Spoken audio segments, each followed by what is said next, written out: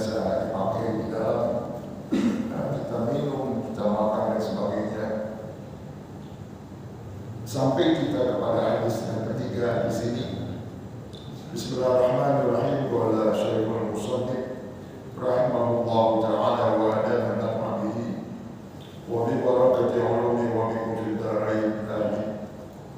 Qala radhiyallahu anhu wa ankum wa ibn Abbas radhiyallahu anhuma qala Rasulullah sallallahu alaihi wasallam iza dubira al-ihabu faqad tahura. Akhrajahu Muslim.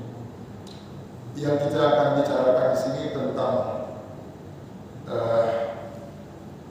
dubira, tentang penyamakan. Penyamak itu kulit binatang yang diawetkan dengan cara disamak dan akhirnya dia menjadi suci dan bisa dipakai untuk sholat dan sebagainya. Hadisnya dari Abdullah bin Abbas yang dipanggil Ibnu Abbas radhiyallahu anhu. Orang ini Bapak dalam biografinya ketika dia masih berumur 10 tahun itu, dia itu pernah dipegang dadanya oleh Nabi dan Nabi doakan dia dengan doanya, Allahumma faqihhu fid din, ya Allah berikan dia faqih, artinya mengerti dan paham tentang agama itu, wa ta'limu ta'wil, dan jadikanlah orang ini sebagai orang yang bisa menafsirkan ayat-ayat Allah. Nah, Ibnu Abbas ini adalah orang yang pertama sebagai mufassir di zamannya Nabi Sallallahu Alaihi Wasallam. Jadi orang yang pertama sebagai mufassir Al-Quran adalah Abdullah bin Abbas radhiyallahu anhu. Itu memang masih bertalian dia darahnya dengan Nabi kita sebagai anak dari pamannya sendiri, yakni Abbas. Ini hadis diriwayatkan dari dia. Hadis dari beliau Abbas radhiyallahu anhu berkata dia, qala Rasulullah sallallahu alaihi wasallam, telah bersabda Rasulullah sallallahu alaihi wasallam, idza dubira al-ihabu faqad tahura. Apabila kulit binatang itu disamak. Kalau dahulu di zaman Rasul itu disamaknya dengan benda-benda yang rasanya pahit. Kalau kita sekarang itu mempergunakan garam, setelah dibersihkan kulit itu dicuci bersih, maka dipakai garam gitu. Dengan garam maka dijemur. Nah, setelah itu kering, maka itu sudah suci. Itu namanya disamak. Maka apabila dubigol ihab, setelah disamak, al-ihab itu kulit binatang, faqad tahura, maka sungguh ia telah suci. Akhrajahu Muslim. Ini hadis riwayat Imam Muslim. Ya, binatang termasuk yang kita tahu, kambing, kerbau, sapi dan sebagainya. Di luar binatang yang dua. Maka apabila itu disamak, maka dia boleh dipakai sebagai pakaian kita, karena dia sudah suci dan bisa dipakai untuk ibadah. Kulitnya bisa dipakai sajadah dan sebagainya, karena sudah disamak. Berdasarkan hadis riwayat Imam Muslim, wa indal arba'ati ayyuma ihabin dubirah, dan dalam riwayat Imam yang empat itu adalah Abu Dawud, wa Nasa'i, wa Jadi hadisnya ayyuma ihabin dudrah, kulit binatang apa saja maka disamak.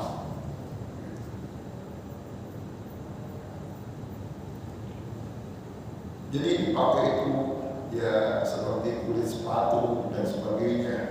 Ada kulit dulu dipakai dengan kata khuf.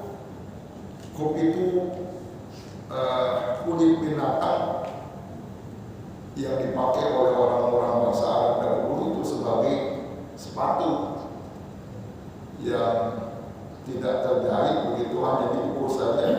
Jadi dipakai alasnya dan atasnya dan diikat sampai atas. Nanti ada babnya tentang khuf itu. Kalau dia memang artinya menempel jadi satu, maka dia tidak bisa, artinya ketika dia berwudu tidak harus dibuka, bisa dipakai dalam keadaan biasa, maka bisa dipakai untuk berwudu. Itu kulit dari binatang yang sudah disamakan. Wa an Salamah bin Muhabbit radhiyallahu anhu qala, dan dari Salamah bin al-Muhabbit radhiyallahu anhu berkata dia, qala Rasulullah sallallahu alaihi wasallam di babul juludil maitati tahuruha, disamaknya kulit bangkai. Jadi binatang kambing, kerbau, sapi dan sebagainya yang mati tidak melalui disembelih, maka kulitnya diambil dan disamak. Itu dapat suci. Jadi yang tidak mati secara disembelih secara syar'i itu bisa diambil kulitnya dan disamak, maka dia suci. Tahurah, dengan disamak maka menjadi suci lah dia. Ini hadis disahihkan oleh Ibnu Hibban. Dikasih keterangan di bawah. Itu nomor 2. Wa akhrajahu Ahmad wa Abu Dawud wa Nasa'i wal Baihaqi an Salamah bi alfaz ukhra. Ini hadis juga diriwayatkan oleh Imam Ahmad, Abu Dawud dan Nasa'i dan Al-Baihaqi, hadis dari Salamah dengan teks atau dengan lafaz yang lain, tetapi tujuannya sama. Jadi tidak, binatang yang tidak disembelih secara syar'i pun dia mati umpamanya, kemudian diambil kulitnya, dikuliti, kemudian disamak, maka sucilah dia, tidak lagi termasuk bangkai. Jadi dimanfaatkan, diambil kulitnya, namun dagingnya tetap tidak boleh dimakan karena tidak menikmatinya, tidak melalui disembelih.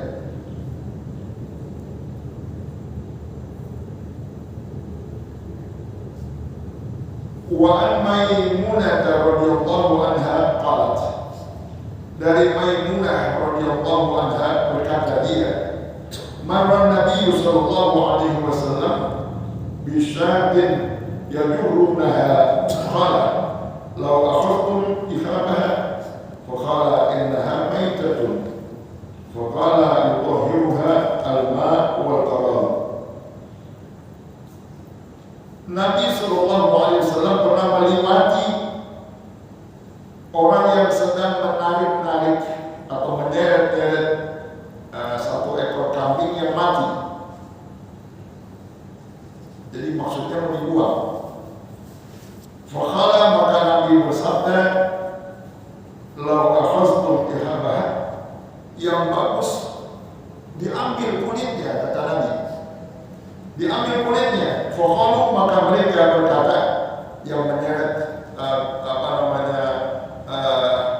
bangkai tadi, innaha maitatun, sungguh binatang ini sudah mati, tidak melalui disembelih. Faqala, maka Nabi bersabda, ya tutahharuha al-ma' wal qaz, kulitnya dapat suci dengan dicuci dengan air dan ditambah dengan koros itu maknanya daun salam.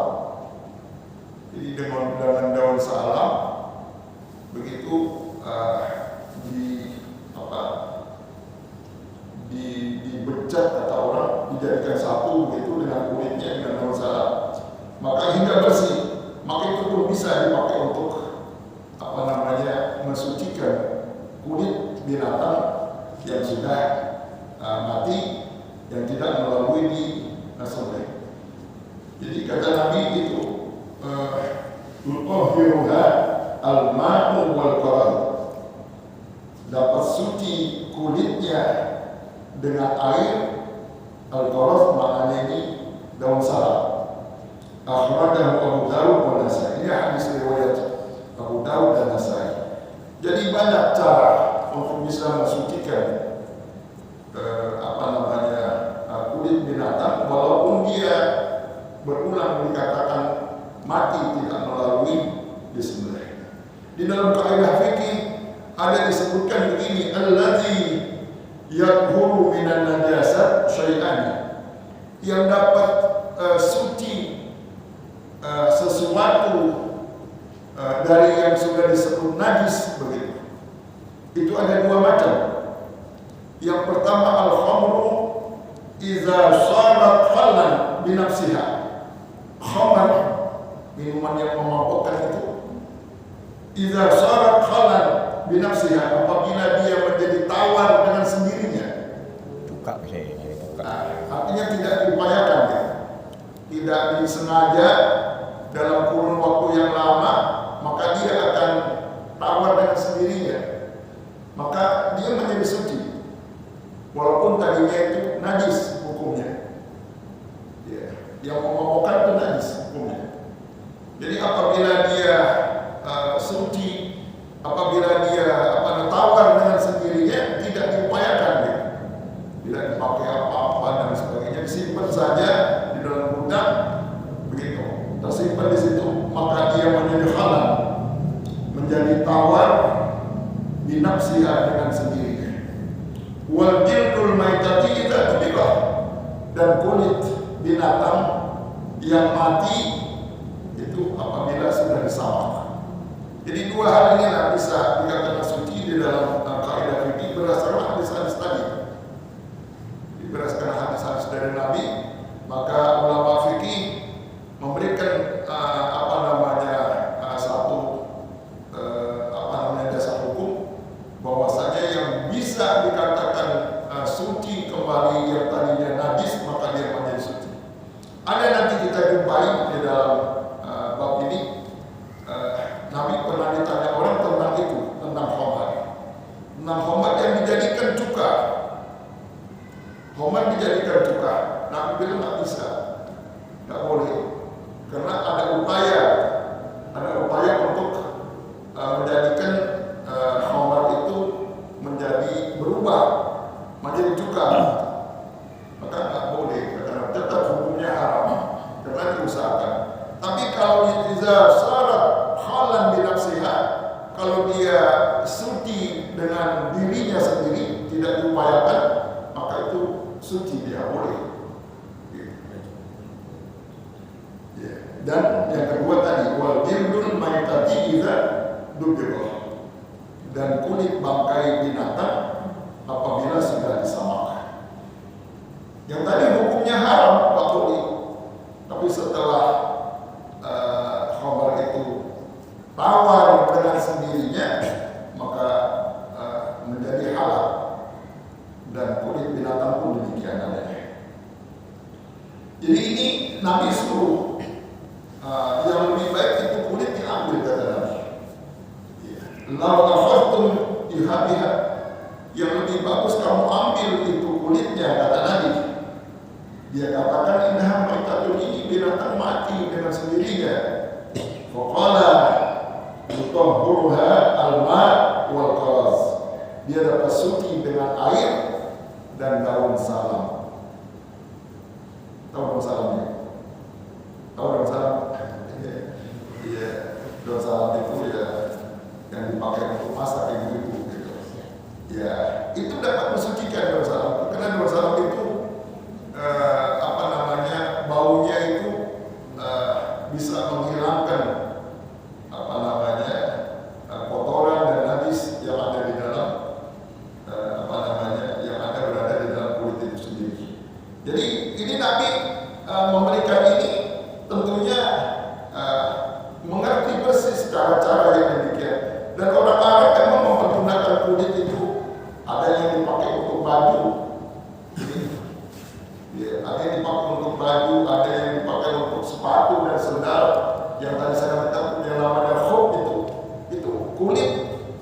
yang tidak terjahit, yang dilibatkan di kaki kemudian diikat begitu kencangnya. Itu namanya khuf. Ada tuh kalau kita lihat apa ya di TV itu ada film yang orang pakai sepatu pakai kulit diikat sampai atas gitu. Ya, itu namanya khuf. Dan itu bisa dipakai untuk tidak dibuka dan dipakai untuk berwudu. Sah wudunya gitu. Nanti ada babnya tersendiri. Wa an Abi Sa'labah Al-Husaini radhiyallahu anhu qala qultu ya Rasulullah inna bi ahli qaumin ahli kitab. Ini hadis dari Abi Sa'labah Al-Husaini radhiyallahu anhu berkata dia, qultu aku berkata ya Rasulullah, wahai Rasulullah, inna bi ahli qaumin ahli kitab. Sesungguhnya saya tinggal di tengah-tengah orang-orang ahli kitab. Ahli kitab itu ya Nasara wal Yahud, itu disebut ahli kitab. Jadi dia tinggal di situ. Maka dia bertanya kepada Rasul, "Apanaku min aniyatihim? Bolehkah saya makan dengan perabot mereka? Gelas, piring. Bolehkah saya makan dengan itu?" Karena ya dia bertetangga dengan orang-orang Yahud dan Nasara yang diperkirakan pasti kan mereka makan yang menurut kita haram. Maka kata Nabi, dia bertanya kepada Nabi demikian, apa nakulu fi aniyatihim? Bolehkah saya makan dengan alat-alat perabot mereka? Qala, maka Nabi menjawab, la ta'kulu biha. Jangan kamu makan dengan alat-alat, ya dengan alat-alatnya, illa kecuali alla tajidu wairaha, kecuali gak ada yang lain, cuma itu saja. Yang lain gak ada, perabot yang lain gak ada, yang ada perabot itu perabot orang-orang Yahudi dan Nasara. Cuma kata Nabi, fa'absiruha wa kulu biha. Sebelum kamu makan bersihkan dulu. Kalimat absiru di sini maknanya ya dicuci gitu. Dibersihkan, dikeringkan, wa kulu biha, dan silahkan engkau makan dengan alat itu. Muttafaqun alaih, ini hadis riwayat Bukhari dan Muslim. Jadi bisa terjawab kalau kita ya artinya menghadiri konser dan sebagainya karena kita bertetangga, itu pasti terjadi gitu. Kita hidupkan artinya berdampingan dengan mereka. Jadi kata Nabi, boleh kamu makan, cuman dengan dasar yang pertama syaratnya cari dulu ada nggak milik orang yang lain di situ, milik orang yang lain. Kalau nggak ada, makan dengan itu tapi bersih dulu. Dilihat dari kalimat Nabi sebut ini fa'absir, ya artinya cuci bersihkan dulu.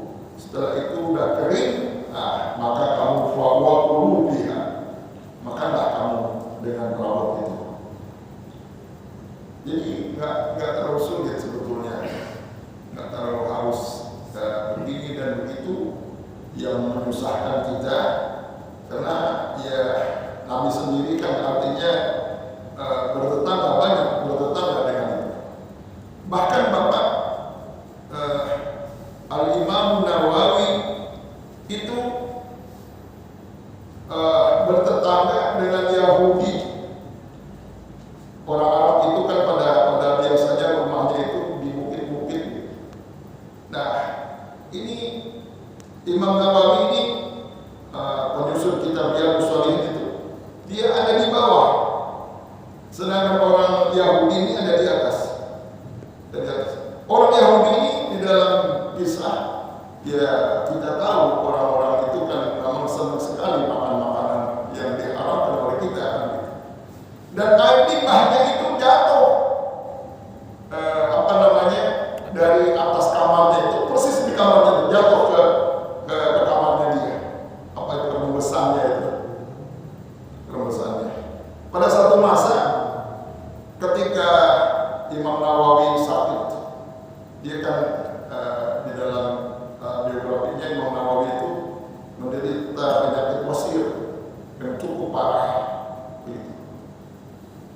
dan dia kan orang yang tidak beristri, tidak berkeluarga. Imam Nawawi itu, jadi nggak ada yang ngurus. Dia kalau ngajar itu atau dia lagi sedang menyusun kitab, yang didudukin itu ada tempatnya tuh, ada semacam kayak piring itu yang didudukin untuk menadangi darahnya. Terus sampai begitu Imam Nawawi. Nah, ceritanya orang Yahudi datang untuk menjenguk Imam Nawawi karena dalam keadaan sakit. Begitu dia masuk ke dalam kamarnya, dia kaget lihat kok ini ada bak air, nampung tetesan air di situ. Kemudian ditanya, ya Tuhan saya, ini air dari mana?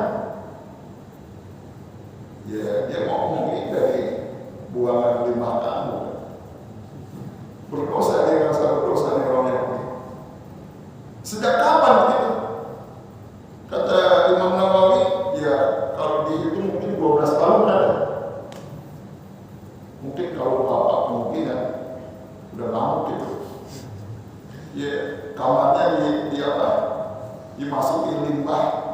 Begitu. Orang Yahudi ini terkenal dia suka makan apa namanya, ya babi, anjing, sebagainya. Begitu. Tapi Imam Nawawi ngomong aja enggak, yang tahu dia sendiri, yang punya diri ini datang. Ini berapa tahun sudah? 12 tahun akhirnya. Sedangkan dia akui, ini limbah saya buat nyuci ini, nyuci itu, dan sebagainya. Sedangkan Tuhan kan dikenal seorang ulama besar. Kenapa tidak bicara sama saya kalau sama ini? Itulah luar biasanya akhlak. Begitu seorang ulama yang tidak mau cari ribut, katakanlah dia sudah sabar saja, dia tadani saja, kalau perlu dibuang, ditaruh lagi di situ, dan selalu dibersihkan karena dia tahu ini air ini limbah dari dia makannya, dia cuci piring, mati, dan sebagainya. Apa yang terjadi, Bapak? Melihat kesabaran yang luar biasa dan ya katakanlah bijaksananya yang udah nggak ada tara bandingnya menurut dia. Akhirnya dia pulang, orang Yahudi ini, dan dia bicara dengan keluarganya. Pada hari berikutnya dia datang, dia, istrinya, anak-anaknya. Apa yang terjadi? Dengan akhlak yang begitu mulia, akhirnya dinyatakan keislamannya di hadapan Imam Nawawi. Jadi nggak jadi masalah begitu menurut dia. Yang punya diri sendiri ini luar biasa. Limbah bekas segala macam yang ada kotoran dari rumah dia jatuhnya ke situ, tapi kok dia nggak begitu ambil peduli dan tidak marah. Jadi dengan akhlak ini dia mulia. Nah itulah, jadi sudah ngerti nggak jadi masalah begitu. Dikenakan namanya tetangga, dia hormati sekali. Nah begitulah Nabi mengajarkan kita. Jadi kalau kita dihormati untuk makan dan sebagainya, boleh makan, jangan ragu. Maka kata Nabi, kalau tak ada yang lain, silahkan ambil pakai piringnya. Wa'absiruha, bersihkan dulu tapinya, bersihkan dulu itu piringnya. Wa kulu biha, makanlah kamu dengan piring itu. Jadi kan nggak tersinggung orang. Mau saya nggak mau makan, nggak bisa makan saya takut nggak tersinggung orang. Yang berikutnya, wa an Imran bin Husain radhiyallahu anhu, dan dari Imran bin Husain radhiyallahu anhu, anna Nabiy sallallahu alaihi wasallam wa ashabu tawaddau min mazadatil imra'atin musyrikatin, muttafaqun alaih. Ya, di hadis yang tawil. Ini hadis dasarnya bukunya panjang sekali.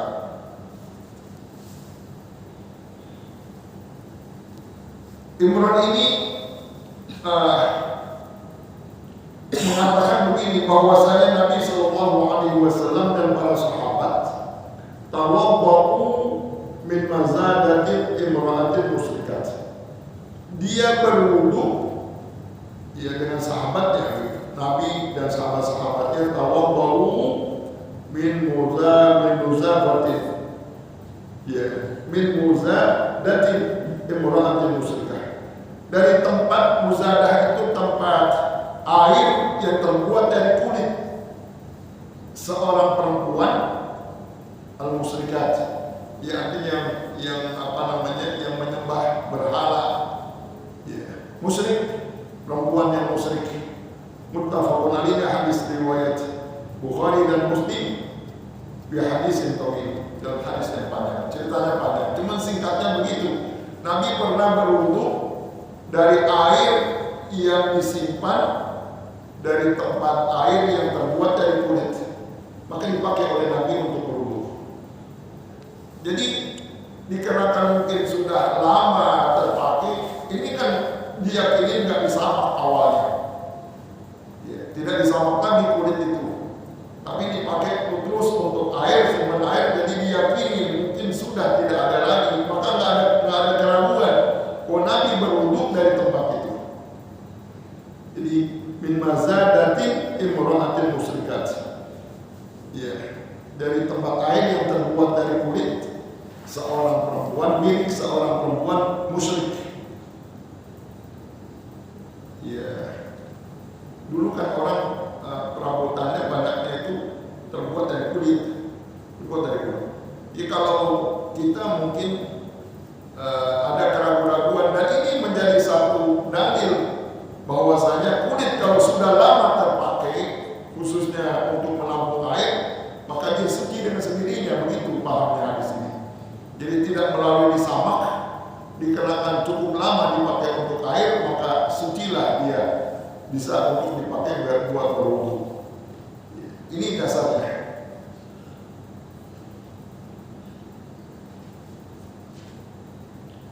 Dan hadis yang terakhir di dalam bab ini, wa an Anas bin Malik radhiyallahu anhu anna qadahan Nabiy sallallahu alaihi wasallam inkasara.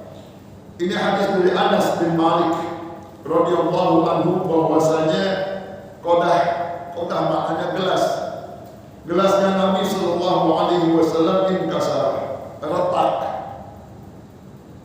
Fattakhadha makana sa'bin silsilatin min fiddah, maka Nabi ambil tali diikatnya gelas itu min silsilatin min fiddah. Tali itu terbuat, artinya tali itu dari fiddah, dari perak, terbuat dari perak. Jadi tali yang perak yang terbuat berbentuk tali begitu. Nah, dipakai untuk mengikat retaknya gelasnya Nabi Sallallahu Alaihi Wasallam.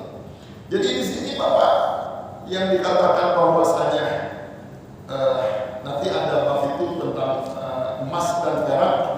Jadi kalaulah tidak secara utuh emas dan perak itu boleh kan, ini gelas, jadi untuk mengikat retaknya saja.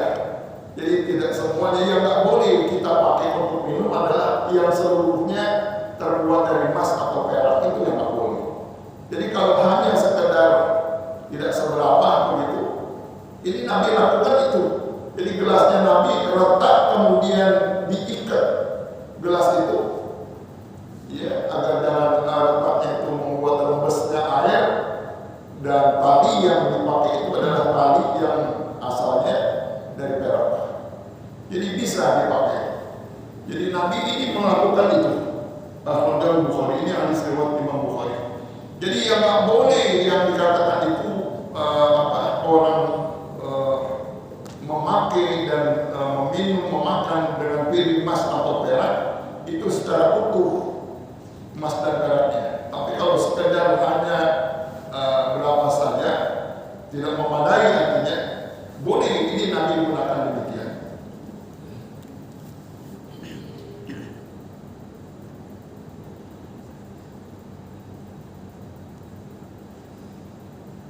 Ini hadis yang terakhir dalam bab taniyah. Jadi kita bisa pahami kesimpulan dalam tentang bab ini. Saya ulang lagi, yang dinyatakan tidak boleh itu dikenakan secara utuh terbuat piring atau gelas dan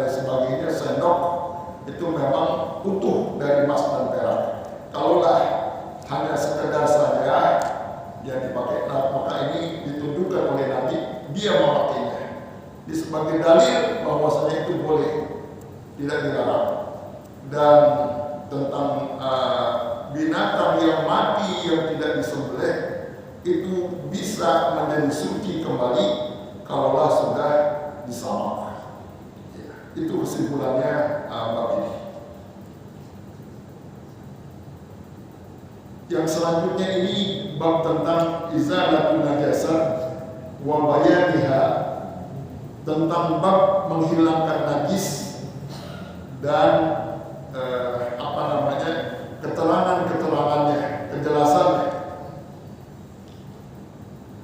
An Anas bin Malik radhiyallahu anhu qala, dari Anas bin Malik radhiyallahu anhu berkata dia, su'ila Rasulullah sallallahu alaihi wasallam anil khamri, ini yang tadi saya sampaikan. Ittakhadhu halal, qala la, akhrajahu Muslim wa Tirmizi wa qala hasanun sahih. Ada yang bertanya kepada Rasulullah sallallahu alaihi wasallam tentang khamar yang dijadikan cuka. Khamar yang dijadikan cuka. Qala la, maknanya tidak halal, tetap haram hukumnya. Karena di sini bisa dilihat kalimatnya ini ittakhadha, ada usaha begitu, ada upaya untuk dijadikan khamar itu menjadi tawar atau menjadi cuka, berubah namanya bukan lagi khamar tapi cuka, maka itu dikatakan tidak. Akhrajahu Muslim, ini hadis riwayat Imam Muslim, wa Tirmizi wa qala hasanun sahih. Jadi kalau tadi yang kita sudah lewati itu bisa dapat suci dikarenakan syarat halal binafsiha. Ya, khamar itu jadinya dia halal, artinya tawar atau menjadi cuka dikarenakan dengan dirinya sendiri, tidak dengan ada upaya. Tapi kalau dengan ada upaya, maka Nabi katakan lah, tidak halal, tetap hukumnya adalah haram.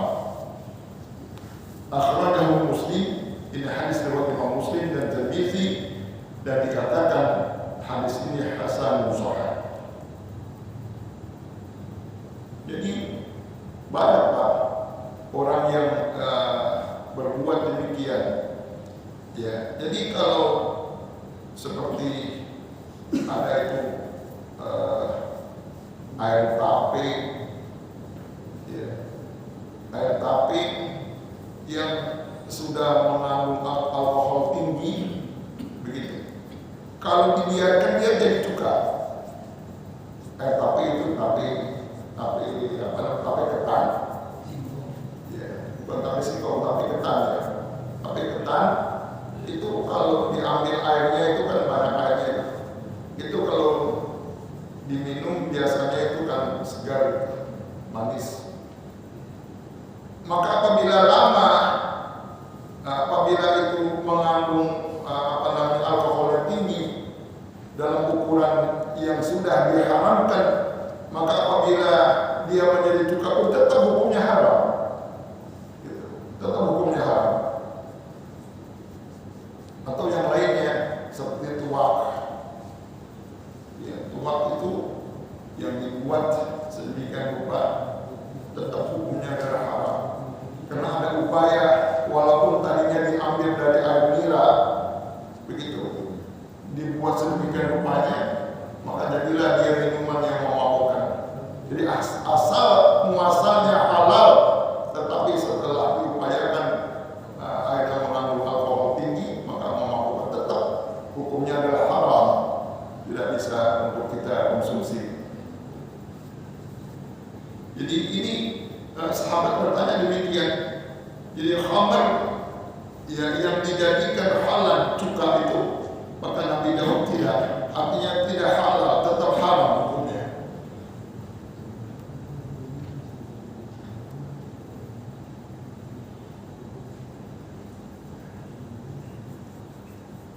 Satu lagi kita baca.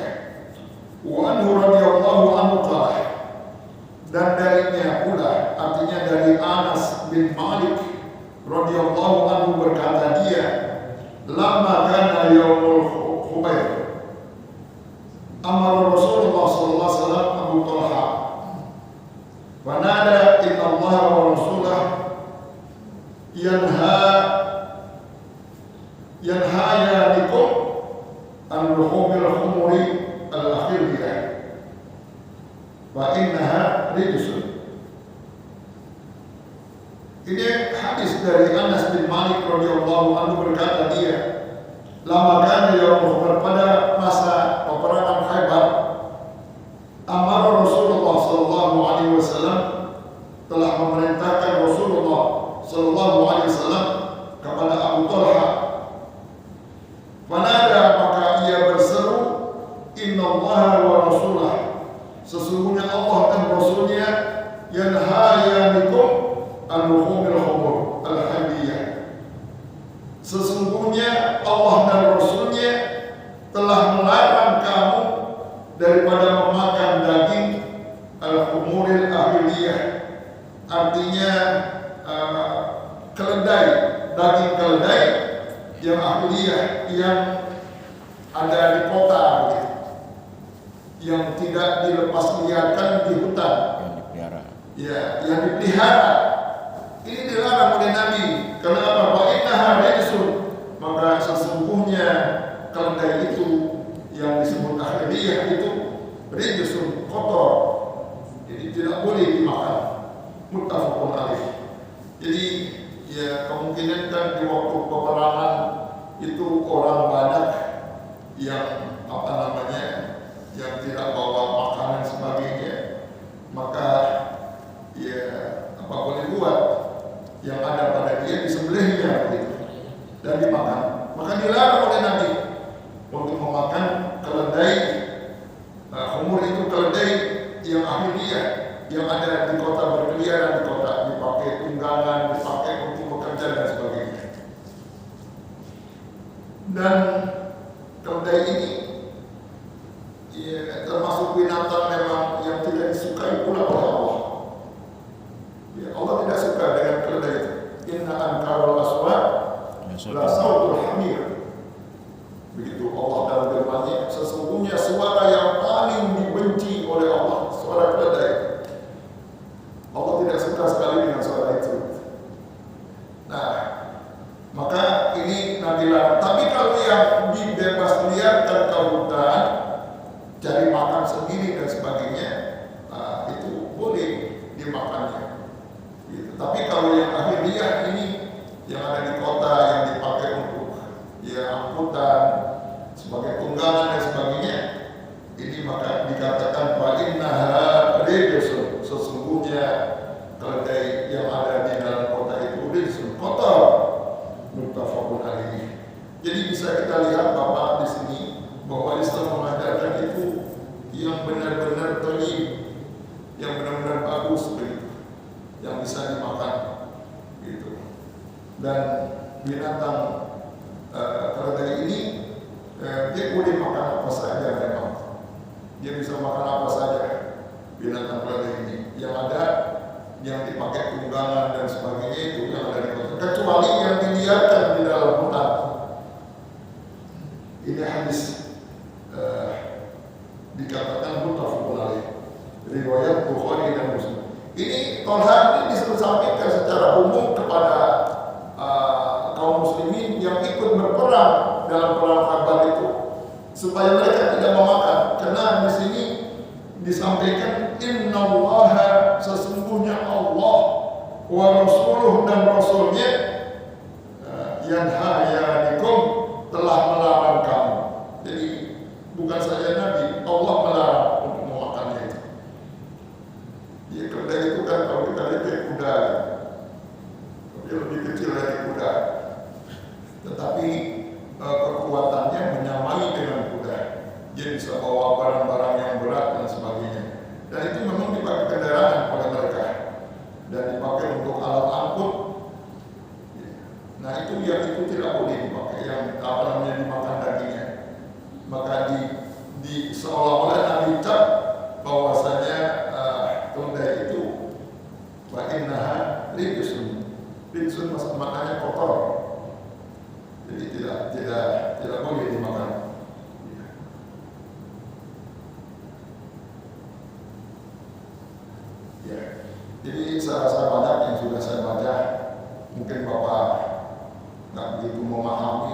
tidak